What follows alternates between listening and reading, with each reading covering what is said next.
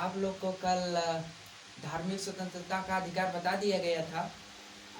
चलिए आज स्टार्ट करते हैं संस्कृति एवं शिक्षा का अधिकार। ठीक, संस्कृति एवं शिक्षा का अधिकार। संस्कृति शिक्षा का अधिकार, शिक्षा का अधिकार। इसमें हमको अनुच्छेद 29 और 30 ही पढ़ना है। ठीक, 29 व 30 पढ़ना है। ठीक, चलिए स्टार्ट करते हैं अनुच्छेद 29 से। अनुच्छेद 29 ध्यान दीजिए। तो 29 में कहा गया अल्पसंख्यक का शिक्षा व संस्कृति। ध्यान दीजिए, इसको समझिए आप लोग। आर्टिकल 19 समझिए। तो हम लोग को क्या पढ़ना है? संस्कृति एवं शिक्षा का अधिकार, कल्चर एंड एजुकेशन राइट्स, जिसमें हमको 29 व 30 पढ़ना है। ठीक, आर्टिकल 29 व 30 पढ़ना है।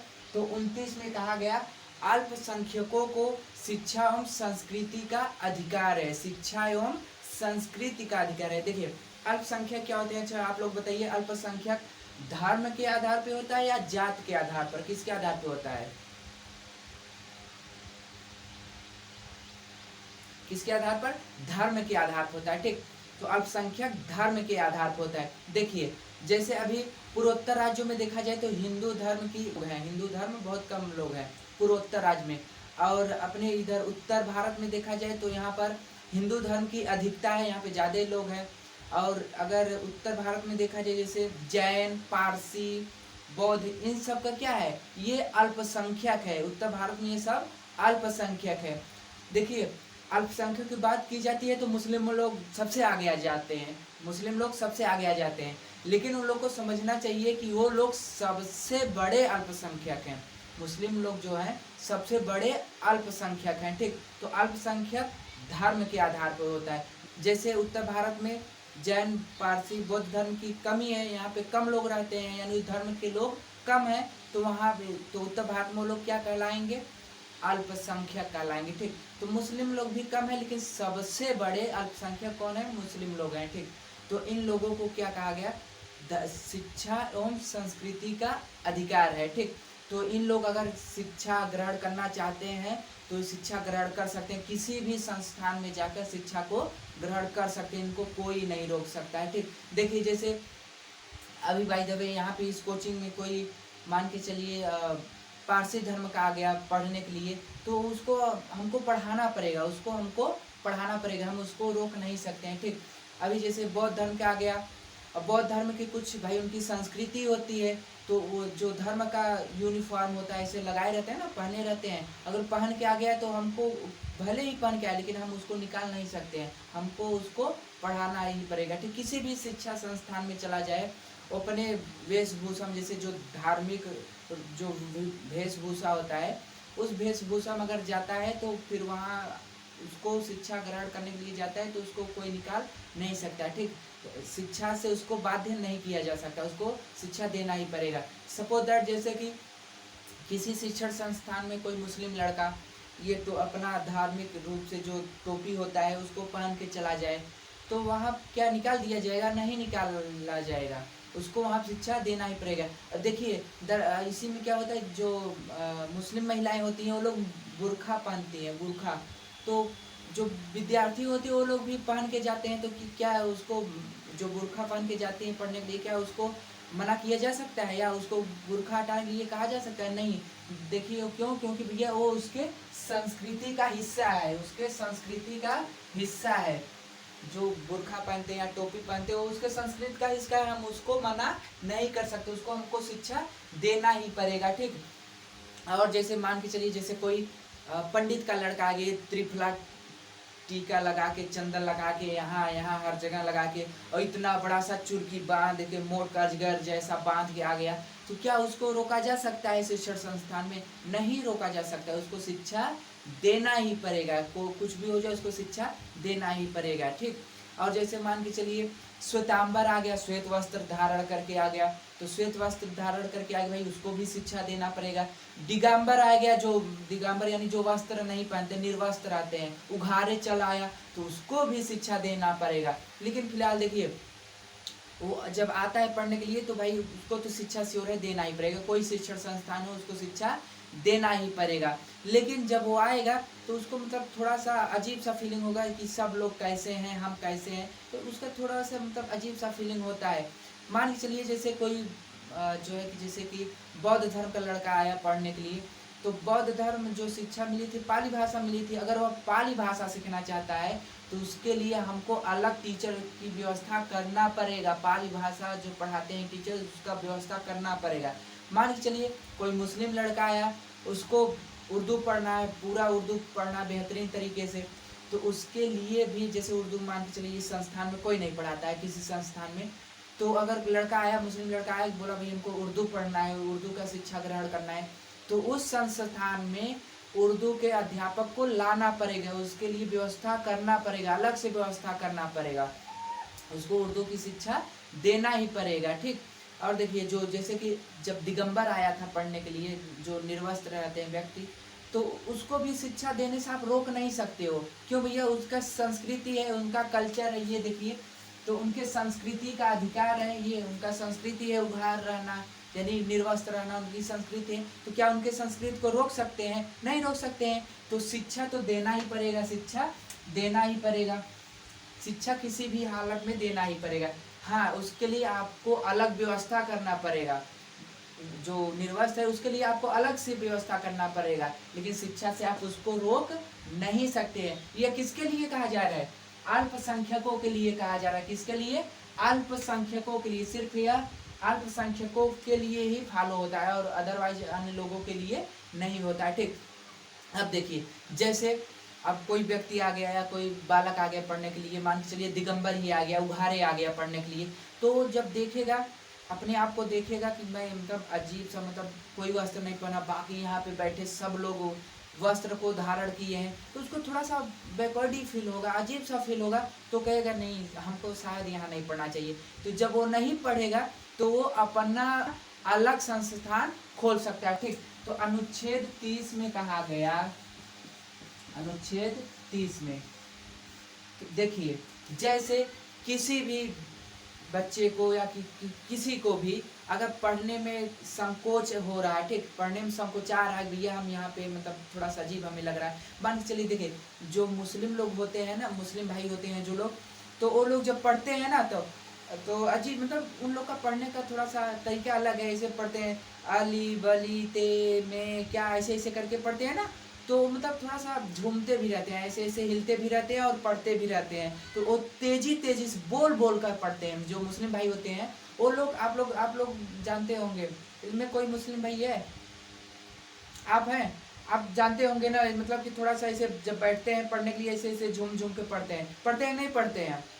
हाँ, तो देखिए क्या होता है कि मतलब वो लोग जब पढ़ते हैं ना तो झूम झूम के पढ़ते हैं। अब जब झूम झूम के स्वयं पढ़ेंगे, बाकी सब लोग देखेंगे अगल बगल, कहेंगे ये क्या बोल रहा है, कैसे पढ़ रहा है, तो उसको थोड़ा सा अजीब सा लगेगा।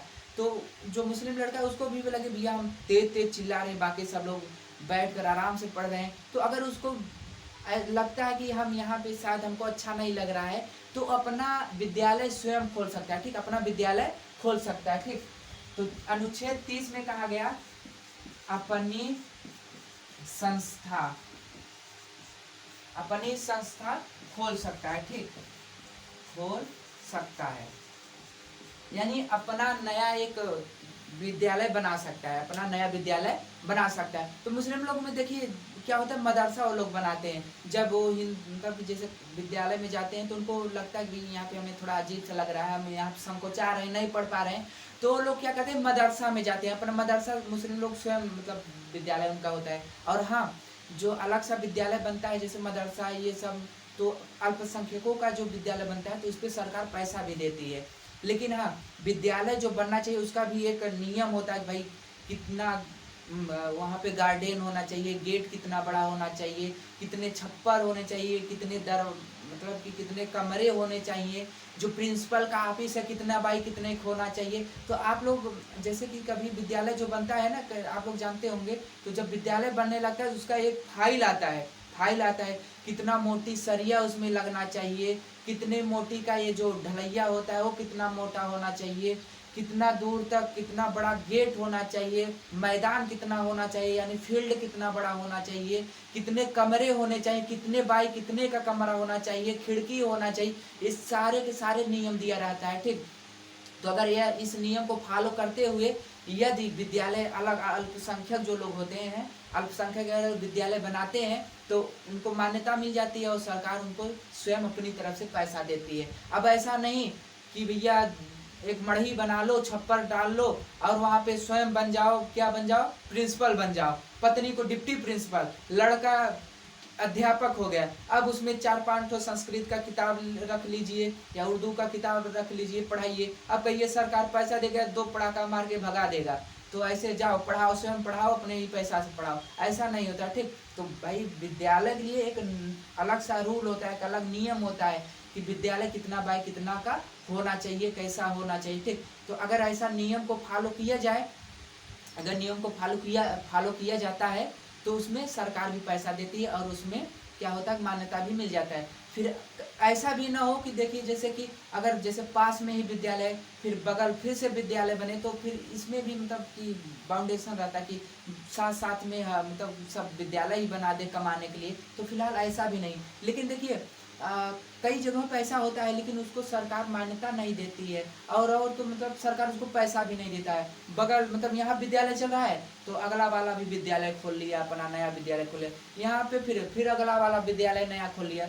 तो इसमें सरकार पैसा वैसा नहीं देती है, जाओ अपने पैसा चलाओ, अपना उसका चिरागी वसूलो। चिरागी मतलब क्या होता है, जैसे कि जो मौलवी होते हैं ना, तो ये जो मदरसा होता है इसमें आते हैं, पढ़ाते हैं वो लोग, और चिरागी मतलब सप्ताह में महीने में या कुछ न कुछ उनसे लेते हैं। जो मान्यता प्राप्त नहीं रहता है ऐसा विद्यालय में लिया जाता है। ठीक, तो फिलहाल आप तो मतलब शुल्क कुछ न कुछ शुल्क तो लिया जाता है। तो ऐसे जो विद्यालय होते हैं, प्राइवेट विद्यालय होते हैं, तो इसमें क्या होता है, इसमें लोग स्वयं से चलाते हैं विद्यालय और इस पर सरकार कोई पैसा नहीं देती है। ठीक, तो ये आपको समझ है। 19 में क्या है कि अल्पसंख्यक का शिक्षा का अधिकार है, कोई भी हो, कोई भी अगर अल्पसंख्यक है उसको आप शिक्षा से नहीं रोक सकते हो। पंडित का लड़का है, त्रिफला चंदन ये सब पूरा लगा के आए तब पर भी आपको पढ़ाना पड़ेगा, या मुस्लिम का लड़का है भाई टोपी पहन के आए ये तब पर भी पढ़ाना पड़ेगा, या भाई महिला है बुरखा उर्खा पहन के आ रही है तो उसको भी आपको पढ़ाना ही पड़ेगा। श्वेतांबर है, श्वेत वस्त्र धारण किया है तब पर भी पढ़ाना पड़ेगा। दिगंबर है, उघारे आ गया तब पर भी आपको अलग व्यवस्था करके पढ़ाना ही पड़ेगा। अगर वह संस्कृत पढ़ना चाहता है तो आपको संस्कृत पढ़ाना पड़ेगा, उर्दू पढ़ना चाहता है तो उर्दू पढ़ाना पड़ेगा, लेकिन शिक्षण संस्थान में उसके लिए व्यवस्था करना ही पड़ेगा। सिर्फ यह किसके लिए बात है, अल्पसंख्यकों के लिए, सिर्फ अल्पसंख्यक के लिए। ठीक, तो उसको शिक्षा और संस्कृति से आप वंचित नहीं कर सकते हो। ठीक, और 30 में कहा गया जब उसको लगने लगे कि हमें यहाँ पढ़ना उचित नहीं लग रहा है, अगर अल्पसंख्यक को लग रहा है कि भाई हमको यहाँ पढ़ना उचित नहीं लग रहा है या संकोचा रहा है पढ़ने में, तो क्या कर सकता है, अपना नया विद्यालय खोल सकता है। ठीक, 30 में कहा गया कि वह अपना स्वयं का संस्थान विद्यालय खोल सकता है, उसके लिए कोई दिक्कत नहीं है, उसके लिए सरकार भी आपका सपोर्ट करेगी, आपको पैसा देगी। ठीक, तो शिक्षा एवं संस्कृति का अधिकार आपको समझ आ गया। ये देखिए अल्पसंख्यक यानी माइनॉरिटी होता है। ठीक, तो ये आपको समझ है। चलिए क्या हुआ, ईसाई लोग, हाँ देखिए ईसाई लोग जो होते हैं वो मतलब कि जो है ईसाई लोग बहुत मॉडर्न होते हैं। ठीक, मॉडर्न इस समय मतलब कि अगर देखा जाए तो शिक्षा जो हाई स्कूल तक इंटर तक की शिक्षा है उन्हीं के हाथों में है, लेकिन हाँ वो लोग देखिए शिक्षा पे बहुत जोर देते हैं। जो ईसाई लोग होते हैं वो शिक्षा पे बहुत ही जोर देते हैं। अभी आप देखेंगे अपने क्षेत्र में, देखेंगे अपने जो शहर है मार्केट है वहाँ पर, तो ज़्यादातर ईसाई विद्यालय ही पाएंगे, ईसाई लोगों का विद्यालय ही पाएंगे। उसमें ऐसा नहीं कि ईसाई धर्म के ही लोग जाते हैं, हिंदू धर्म के लोग भी जाते हैं, लेकिन ज़्यादातर ईसाई विद्यालय मिलता है। जैसे सेंट थॉमस हो गया और GIC, ये सब विद्यालय क्या है, ईसाई लोगों ने ही बनवाए हैं। तो ईसाई लोग मॉडर्न बहुत मॉडर्न होते हैं और वो लोग शिक्षा पे ज़्यादा अधिकार देते हैं। तो पूर्वोत्तर का भाग है, वहाँ पे ज़्यादा लोग ईसाई हैं, बहुत ज़्यादा लोग ईसाई हैं। ठीक, देखिए दरअसल क्यों ईसाई वहाँ पे हो गए।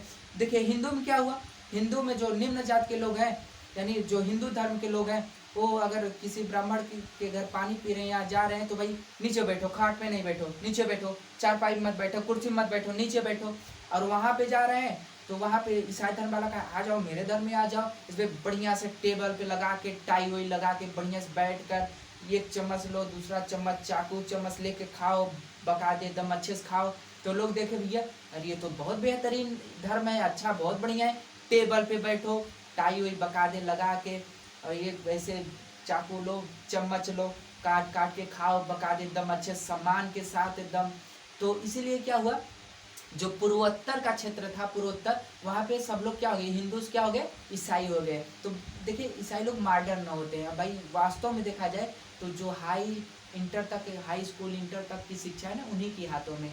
ज़्यादातर विद्यालय आप देखेंगे तो ईसाई लोगों का ही विद्यालय है, ईसाई लोग ही बनवाए हैं विद्यालय, जहाँ पे हम लोग मतलब कि आपके आसपास के बच्चे ज़्यादातर जाते हैं, हमारे आसपास के भी बच्चे बहुत ढेर सारे लोग जाते हैं ईसाई विद्यालय में ही जाते हैं। तो वो लोग बहुत मॉडर्न होते हैं। ठीक, तो अल्पसंख्यक जहाँ तक आपको समझ आया, अल्पसंख्यक धर्म के आधार पे होता है, जात के आधार पर नहीं होता है, धर्म के आधार पर होता है। ठीक, जिस क्षेत्र में जिस धर्म की कमी होगी वह वहाँ का अल्पसंख्यक होगा। ठीक, जिस क्षेत्र में जो धर्म की कमी होगी, यानी जिस धर्म के कम लोग रहते हैं, तो वही लोग अल्पसंख्यक कहलाएंगे। ठीक, आपको समझ आया इतना। चलिए अब आगे की क्लास कल करेंगे। ठीक।